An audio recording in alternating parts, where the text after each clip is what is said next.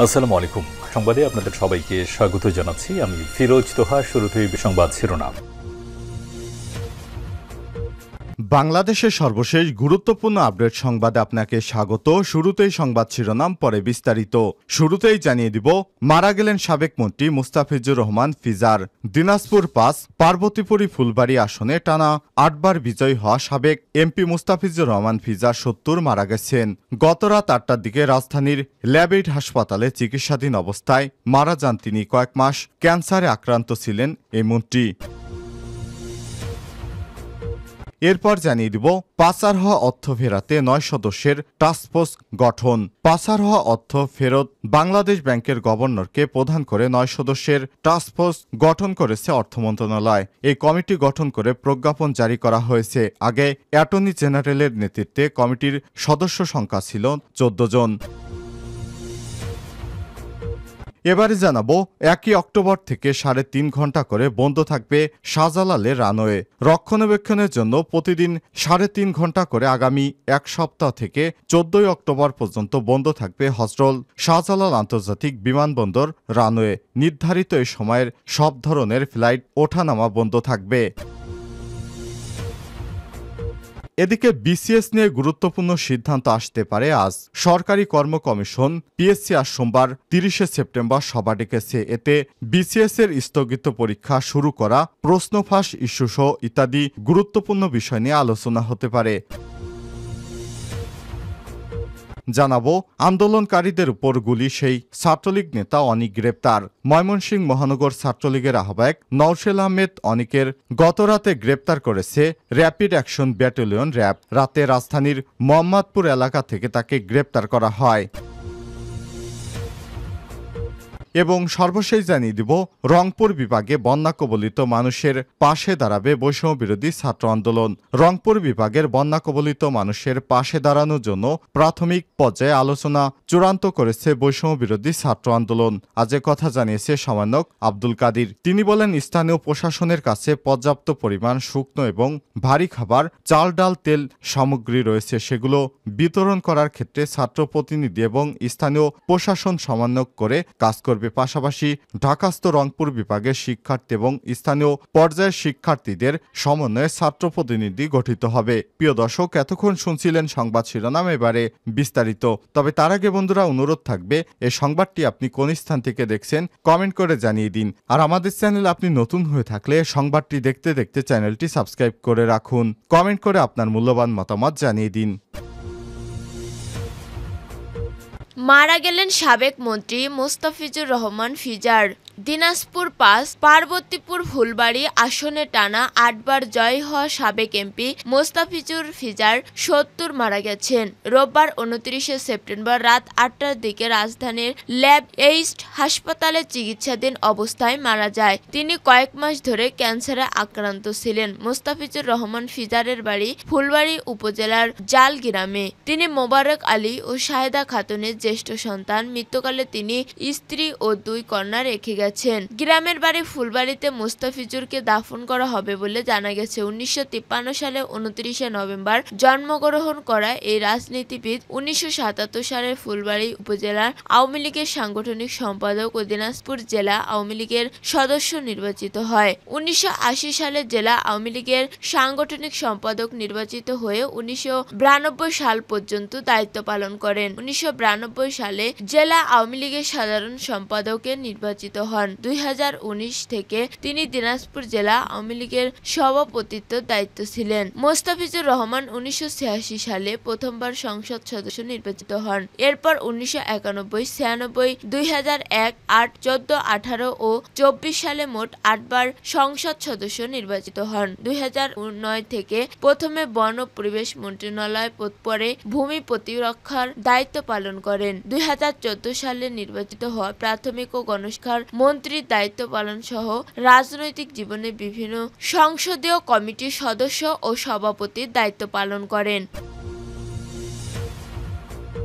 পাচার হওয়া অর্থ ফেরাতে 9 সদস্যের টাস্কফোর্স গঠন। পাচার হওয়া অর্থ ফেরাতে বাংলাদেশ ব্যাংকের গভর্নরকে প্রধান করে 9 সদস্যের টাস্কফোর্স গঠন করেছে অর্থ মন্ত্রণালয়। রোববার 29 সেপ্টেম্বর এই কমিটি গঠন করে প্রজ্ঞাপন জারি করা হয়। আগে অ্যাটর্নি জেনারেলের নেতৃত্বে কমিটির সদস্য ছিল 14 জন। গভর্নর ছাড়া Bangladesh bank, Bangladesh financial intelligence unit BFIU, দুর্নীতি দমন কমিশন, অর্থ বিভাগ, NBR, অ্যাটর্নি জেনারেলের কার্যালয়, Bangladesh securities and exchange commission BHC, পররাষ্ট্র মন্ত্রণালয় ও আইন বিচারক সংসদ সদস্য মন্ত্রণালয়ের প্রতিনিধিকে টাস্কফোর্সের সদস্য গঠন করা হয়েছে।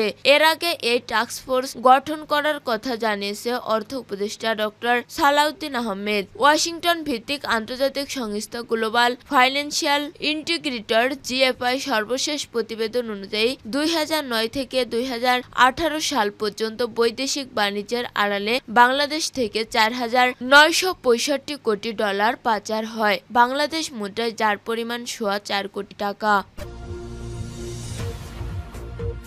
1 অক্টোবর থেকে 3.5 ঘন্টা করে বন্ধ থাকবে শাহজালালের রানওয়ে। রক্ষণাবেক্ষণ কাজের জন্য প্রতিদিন 3.5 ঘন্টা করে আগামী 1 অক্টোবর থেকে 14 অক্টোবর পর্যন্ত বন্ধ থাকবে হযরত শাহজালাল আন্তর্জাতিক বিমানবন্দরের রানওয়ে। নির্ধারিত এই সময় সব ধরনের ফ্লাইট ওঠানামা বন্ধ থাকবে। বিমানবন্দরের ফ্লাইট অপারেশনের নিয়মমাফিক কাজের মধ্যে একটি রানওয়ে পদক্ষেপ নেওয়া হয়েছে। সেই অংশ হিসেবে উক্ত কদিন ফ্লাইট উঠানামা বন্ধ থাকবে। রোববার 29 সেপ্টেম্বর এই তথ্য নিশ্চিত করেছেন শাহজালাল বিমানবন্দরের নির্বাহী পরিচালক গ্রুপ ক্যাপ্টেন মোহাম্মদ কামরুল ইসলাম। তিনি জানান, আগামী 1 অক্টোবর থেকে 14 অক্টোবর পর্যন্ত অর্থাৎ এই 14 দিন রাত 1টা থেকে ভোর 4:30 পর্যন্ত এই 3 ঘন্টা 30 মিনিট রক্ষণাবেক্ষণের কাজ চালানো হবে। এতে রানওয়ের কার্যক্রম ও ফ্লাইট অপারেশন সাময়িকভাবে বিরত থাকবে। সংশ্লিষ্ট সব এয়ারলাইন্স ও সংস্থাকে জানাতে ইতিমধ্যেই নোটাম ও জারি করা হয়েছে। ক্যাপ্টেন মোহাম্মদ কামরুল আরও জানান, এই মেরামতকালীন বিমানবন্দরে সকল ফ্লাইটের অবতরণ ও উড্ডয়ন কার্যক্রম সাময়িকভাবে স্থগিত থাকবে, ফলে ফ্লাইট সূচিতে পরিবর্তন হওয়ার সম্ভাবনা রয়েছে।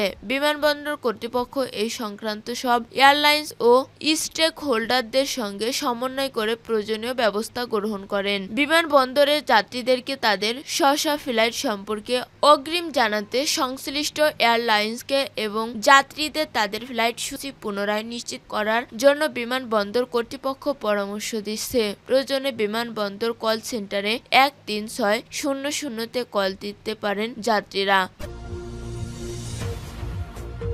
BCS নিয়ে গুরুত্বপূর্ণ সিদ্ধান্ত আসতে পারে আজ। সরকারি কর্ম কমিশন PSC আজ সোমবার 30 সেপ্টেম্বর সভা ডেকেছে।